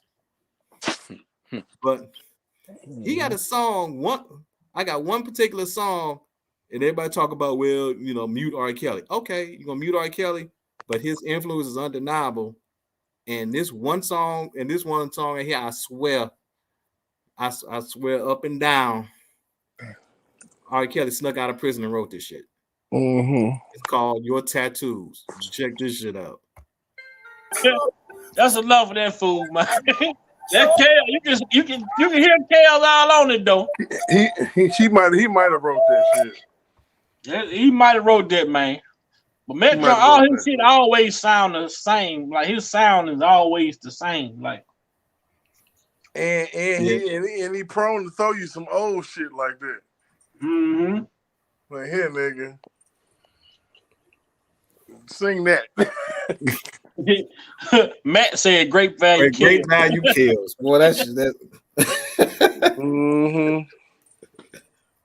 Say that Kroger brand shit. Man, it's gonna be exciting when Kels come home, man. And you know, I can imagine Kels must have wrote that song. yeah, it sounds like Kels. That was given to him, hand delivered to him by Don Russell. Right. Joe swear he the bald head Kels. Avant swear he the Kels with the Caesar. Trey Songz think he Kels with the braids. Oh man. Yo, I'm telling you, these niggas just want to be Kels so bad, yo. But you know, I'll give Metron a little love though. At least he don't deny that where his influence came from. He tried sometimes. But when he was trying to hit that note, I was like, what the hell? What the hell, dog? He said, what tattoos? Like, nope, you missed it. Yo. You didn't hit no rim, no backboard, none of that shit. You missed it. You missed the whole fucking goal, man. You stupid. He said he missed the You didn't hit no rim, no backboard, nigga, shit. But your eyes even open. Nah, wasn't even looking. Yeah. Hey, hold on, y'all. Hold on.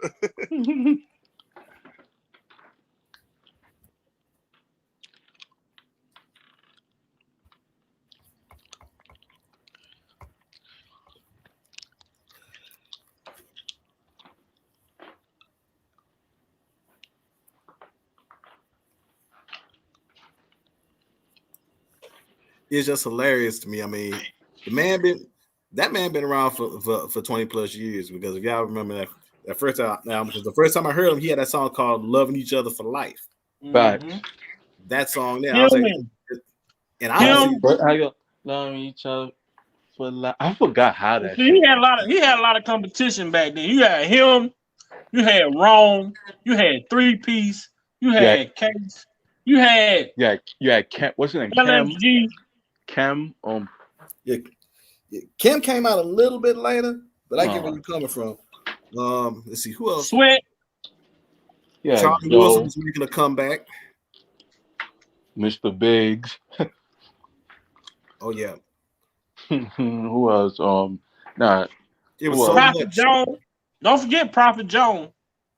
Prophet Jones. We said Donnell Jones. Jaheim had just started to come out. I tell people, you are not gonna hear nobody more than Michael Jackson, R. Kelly, and Jaheim at a cookout.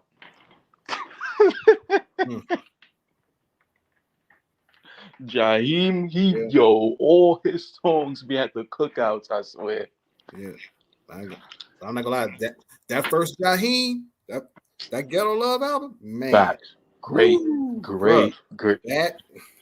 And I feel like it don't get the credit it deserves. It don't. Ghetto Love, like that's one of the greatest. Right. Joe's another one. Matt is right. Mm-hmm. You can't take nothing from that Ghetto Love album. That was a great album. That Ghetto Love album was off the chain. I still rock that album to this day. You know, it's a great R&B album. Neo's first was it In My Own Words? What's his first shit? I think it was. In My Own. I feel like that was a great album. Hey, Big Boy, I think EJ said he wanted to get on.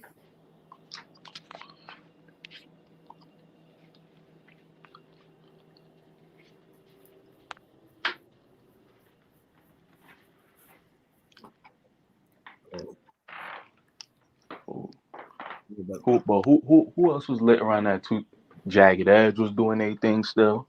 Man, Jagged Edge, let me tell you, I am a J.E. fan.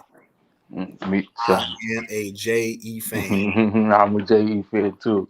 I like them dudes. Nah, them dudes, facts. Jagged Edge, they not corny to me. That's what I like. They not corny dudes. They remind me of Jodeci in a way.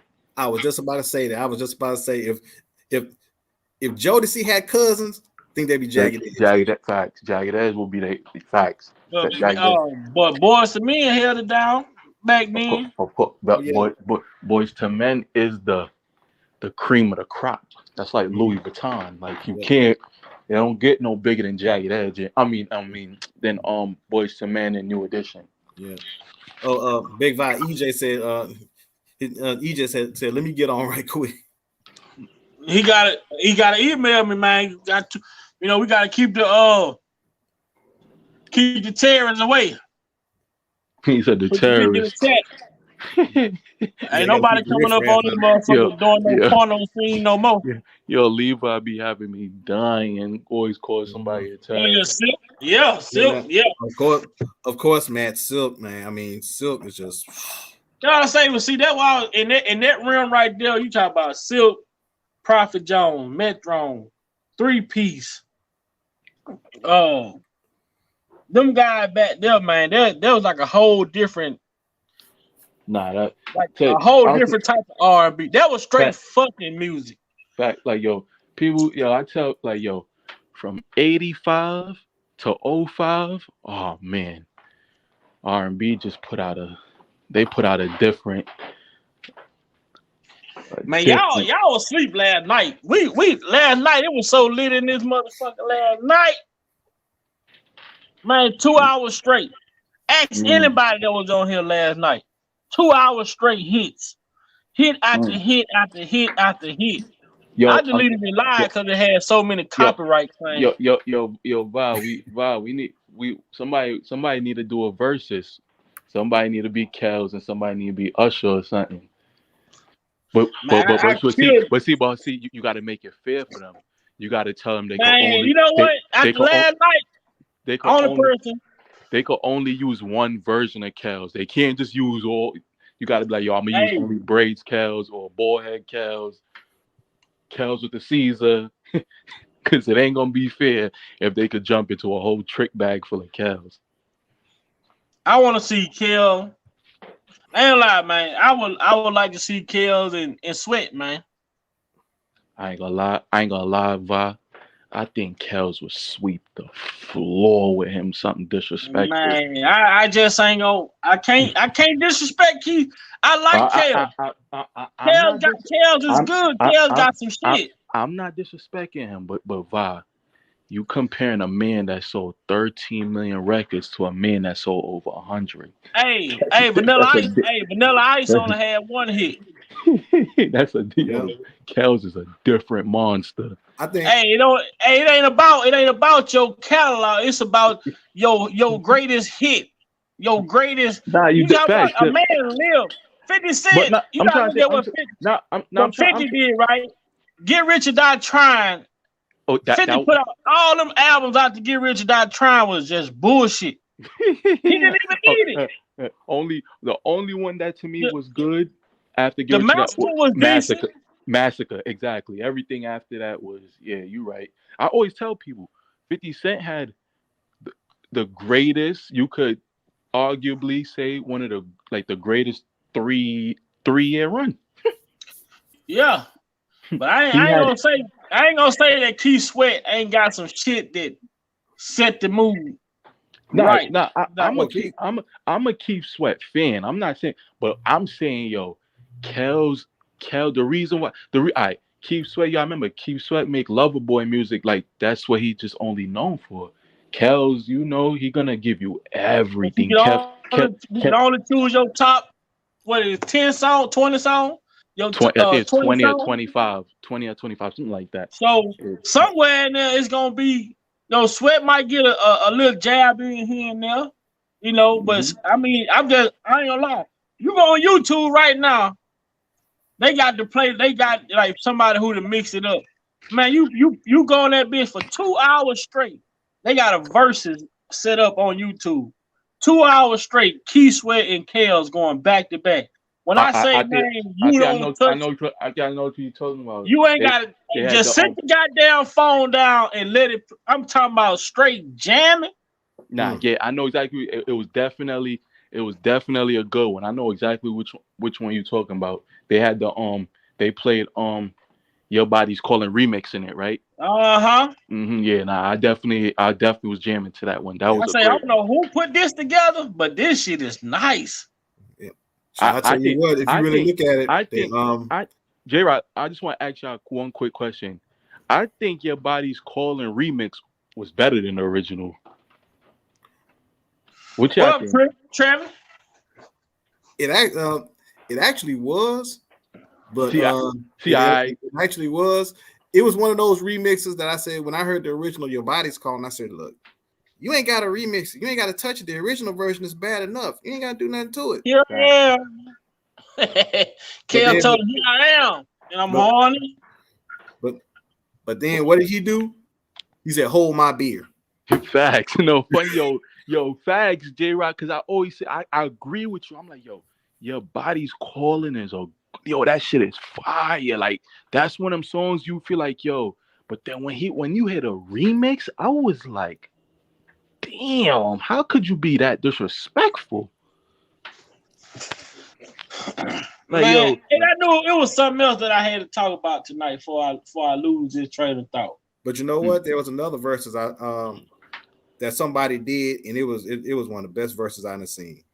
What? Somebody did a versus. They did Teddy Pendergrass versus Marvin Gaye.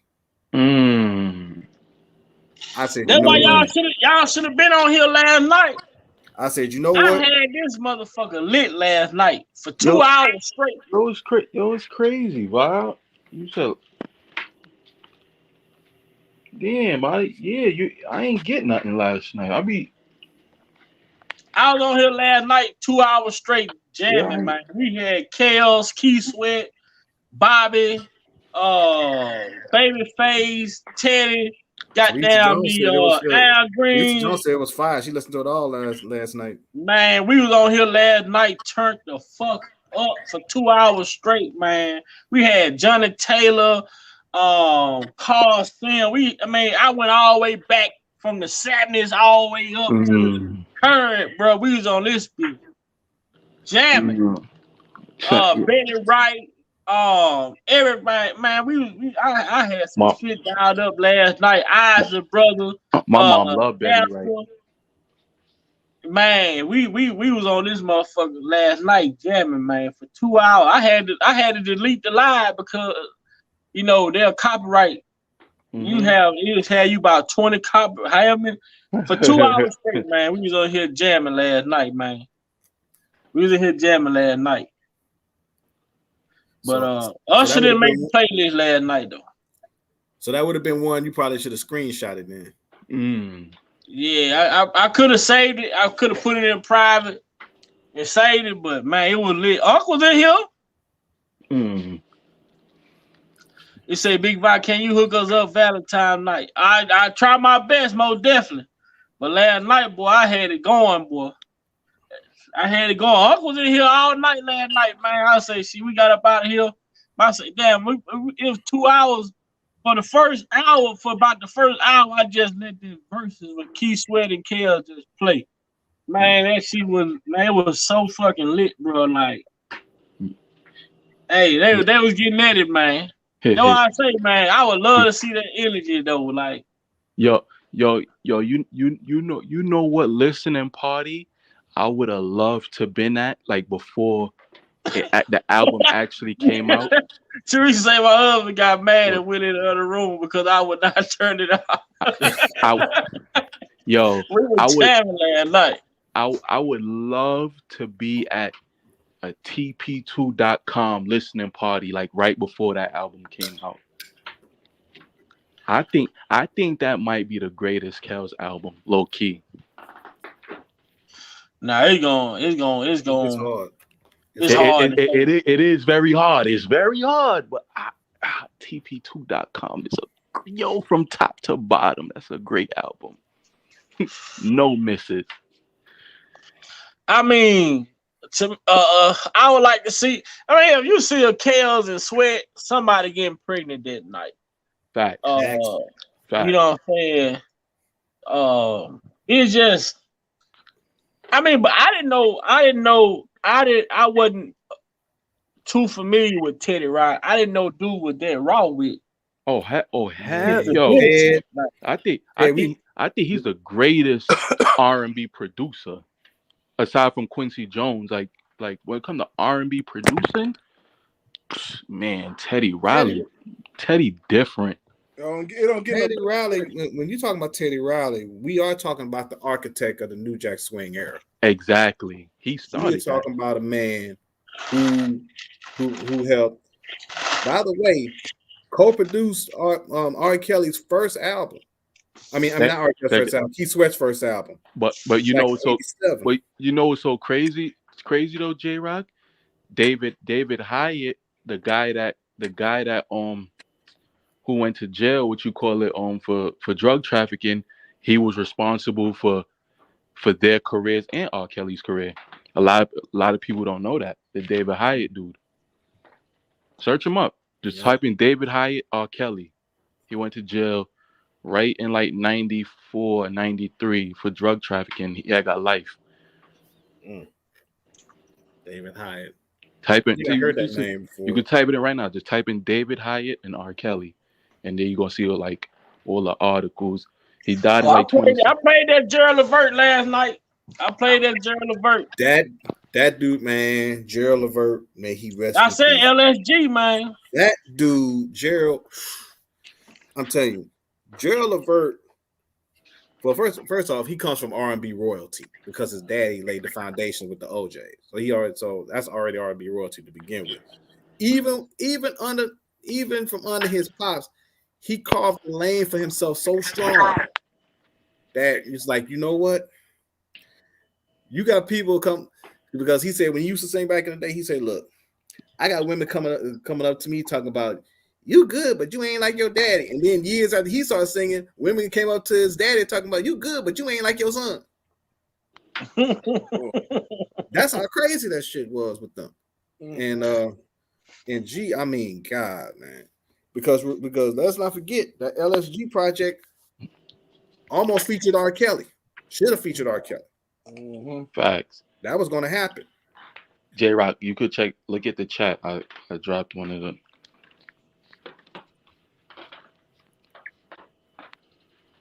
Is somebody talking about Gene Griffin?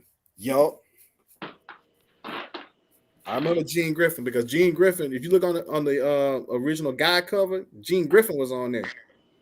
Because Aaron's brother Damon came to the group later. Mm-hmm. And then Teddy talked about Michael Jackson brought him to Neverland. He stayed with Mike for a minute, so he worked and produced for Mike for a while too. Mm-hmm. I remember the time. That's Teddy shit. I mean, I mean, if you look at Teddy, Teddy had Guy. Teddy produced cuts for Heavy D. He produced shit for Big Daddy Kane.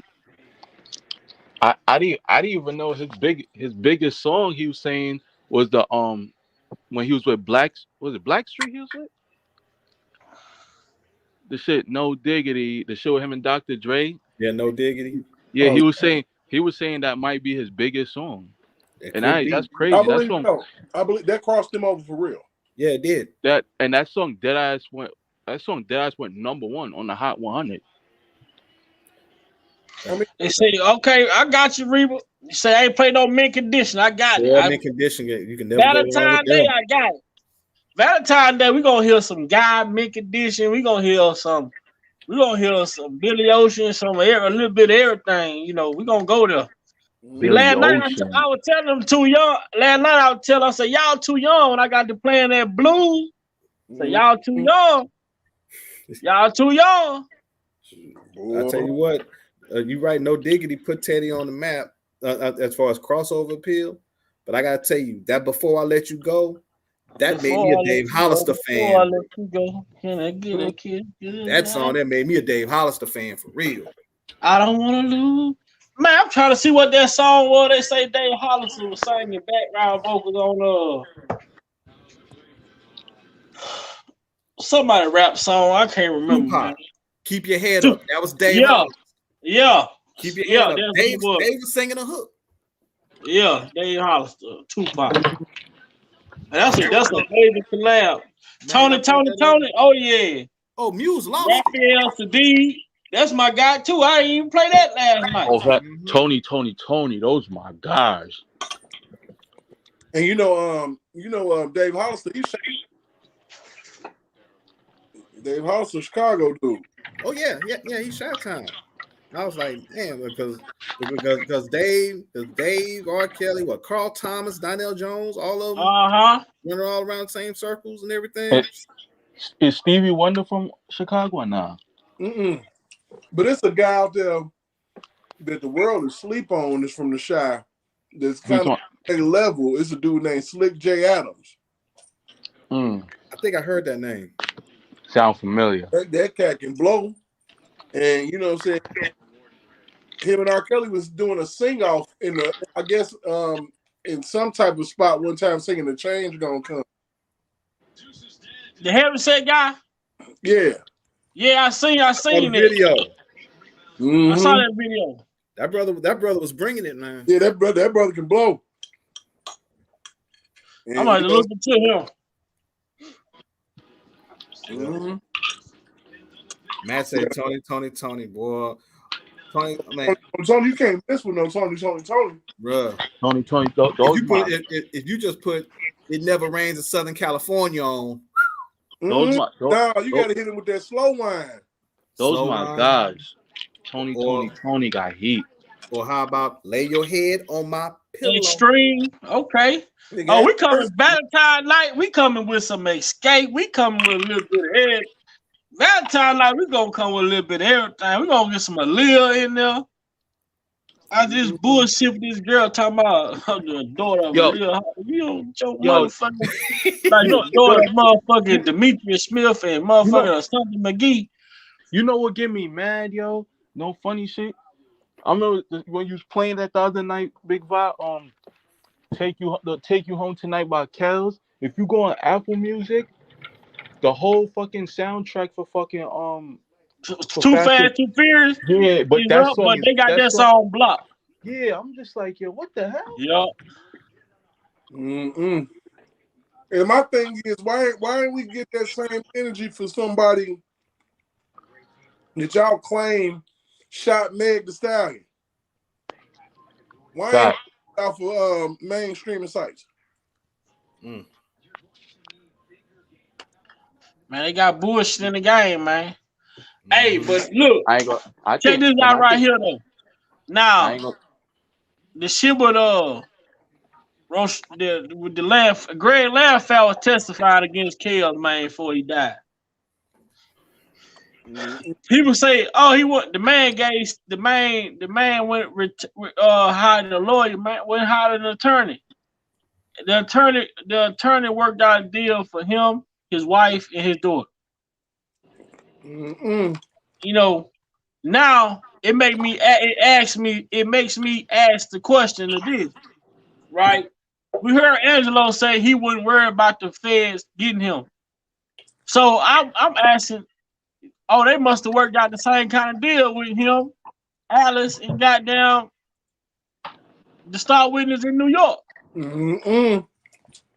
But the thing is, with their immunity deal, they didn't know about them text messages that Alice was doing with her daughter. That's why we ain't heard from Alice. Mm-hmm. Alice might be finna go to jail. Mm-hmm. Mm-mm. And also, let's not forget that blow up that Angelo and Tim had on Dana's channel. Remember that came on. That came out probably. I'm sure that came out after they filmed that BS final chapter of Surviving R. Kelly. Mm-mm. Uh-huh. And she went on there. Alice went on there. Mm-hmm. I mean, for real, man. She trafficked her kid, man. Texting, got the girl the fake ID. She did a lot of shit. She Told trafficked the her girl, kid. get the contract before you have his baby, get the contract, all type of shit. I mean, straight trafficked her kid, bro. I was like, man.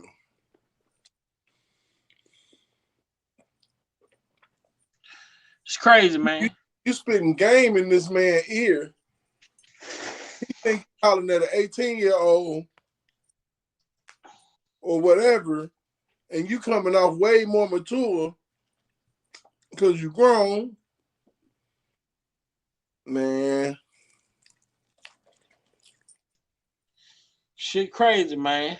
But you know, that's how it is, man. You know, for the most important, man, I wanted to come on and just talk about you know, Crooked County, and Kim Fox in her office, Angel Cruz.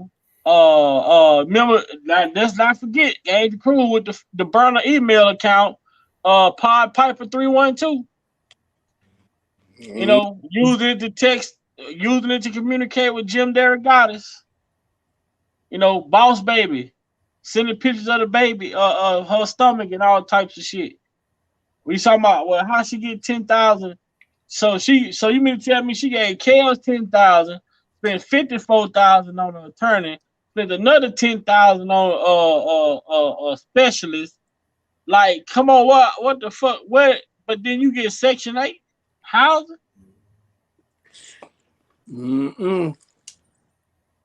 Shit that don't even make sense at all.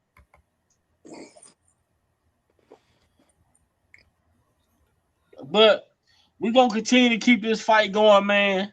I'm finna get my night started. I'm at work as usual, but I had to come on and get mine in before you know shit get out of hand on these YouTube streets. I remember you wanted me to bring up a little bit on John Burge and the depths of some of the shit that he's been doing. Yeah. Remember, most definitely. Yeah, because here's a little passage from one of the articles on John Burge. Said the city of Chicago agreed to pay a total of nearly $5.5 million in 2016 to 57 torture victims who as a result of the testimony wrested from them by Mr. Burge and his quote unquote midnight crew of the Southside detectives, and had served more than 2 decades behind prisons, talking about the 57 torture victims. And the 5.5 million was added to an estimated $100 million in other settlements, court order judgments, and legal fees stemming from the police torture cases.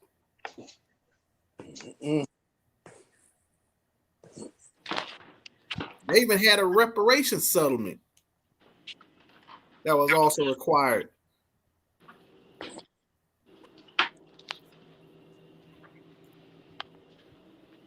And this man died in September 2018. This is why I say the city of Chicago needed a win, and they needed a win badly. Mm-mm. They thought they finna recruit $20 million out of Kel. You know. Moving money around and shit. And then they talk about they invested all that money into Jussie Smollett. Man, come on, man. How y'all? Man, come on, man. The man admitted he set the shit up. What type of resources did y'all explore? Facts.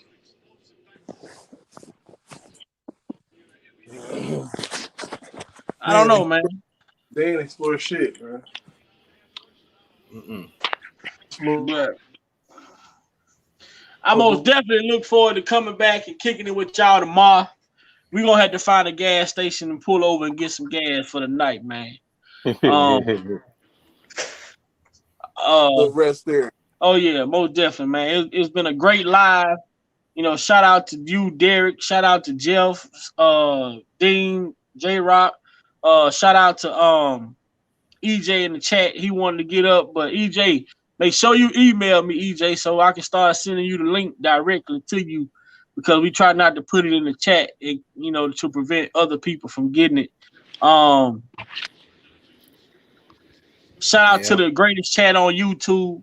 I appreciate you all each and every time I come on live, for always getting in here, chilling with us, kicking in with us, supporting us, helping us as we go along with our breakdowns. And you all be putting a lot of helpful information in the chat as well. So I want y'all to understand that y'all are just a part of this thing as the people you see on the panel, because we all putting our ideas together in different points of views and trying to make it all make sense.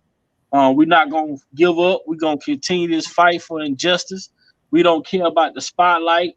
We, you know, staying out the way, being respectful of other people and their time, and try to do things, you know, to where it's beneficial for people who want to see. You know, it's a lot of people out here, you know, doing this thing called advocating, and they do bring good content as well. So be, you know, just being respectful and just chilling and, you know, just making everything good, man. I've enjoyed myself. I've been enjoying myself recently. Like I say, man, coming on here, finding the information that we've been discovering. You know, I'll be like, man, when my phone ring, I'm getting messages from the brothers. They're like, man, Vi, you see this? You see this? I'm like, damn, we get to reading shit. Man, I'm like, oh man, it's like the more and more we put our heads together. If I was one individual trying to do all this shit myself, I'd be behind the 8 ball. But when you got a team that want to see the same thing you want to see, and that's a spotlight shined on the injustice, then that's how you win. You know, it takes a team effort, man. And I appreciate these guys that come on here each and every day with me. Even though it's my platform, I make these guys feel welcome, make them feel at home. And, you know, it is not no big I, little you when it comes to me. It's we. You know what I'm saying? And I appreciate you guys. I appreciate the chat as well. That's what it's about with me, man. Appreciate you also, Vi. By the way, another Valentine's Day track you can slide in that I think it was very underrated by Escape, called "The Softest Place on Earth."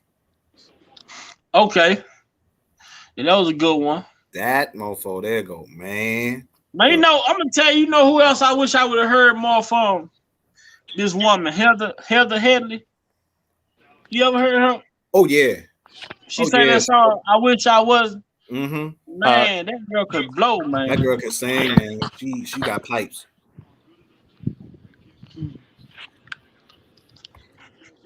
Man, we've seen it. You know, we've seen a lot of talent from our people. You know, a lot of people let their talent got the best of them. Because old boy from Do or Die, I would have loved to hear more of him. Johnny P. I think that's what his name. The one that sung. I would have loved to have heard more from him. But then I saw him in Chicago on a video. He drunk as hell from years ago. You know, but I don't know if he's still living or not. But he passed on. He was drinking liquor. He had, you know, I think he had liquor poison or something like that. Something with his was drinking so much liquor. Yeah, he passed away though, man.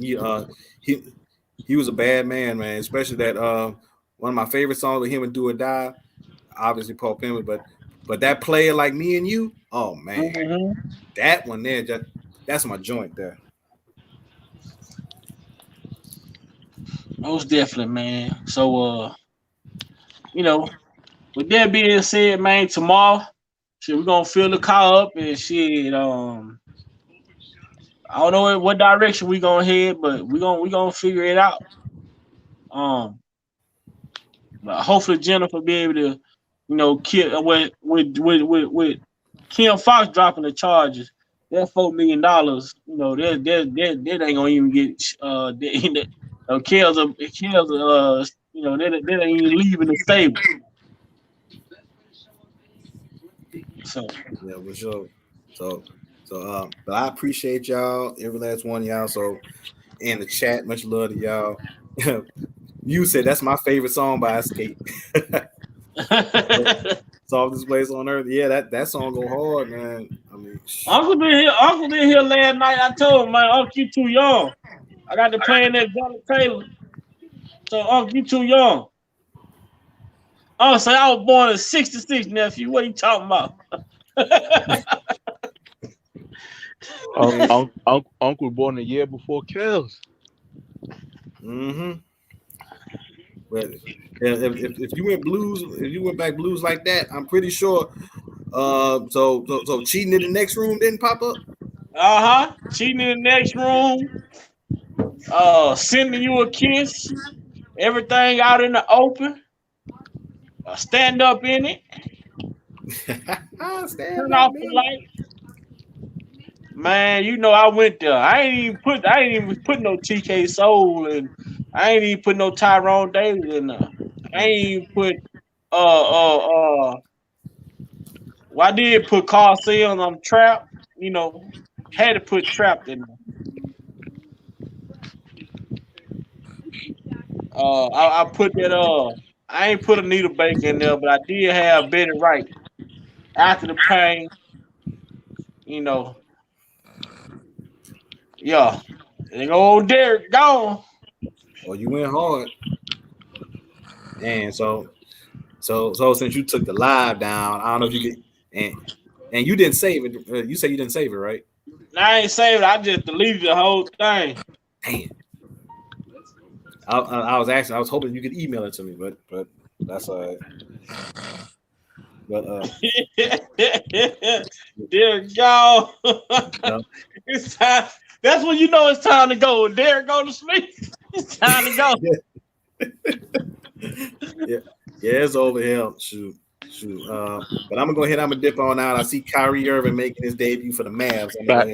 I'm watching that joint right now. Fuck Stephen A. Smith. Everybody in the chat, I love y'all. I wish y'all well. Y'all, until next time, the car has come to a complete stop. Love y'all and my peace. Peace.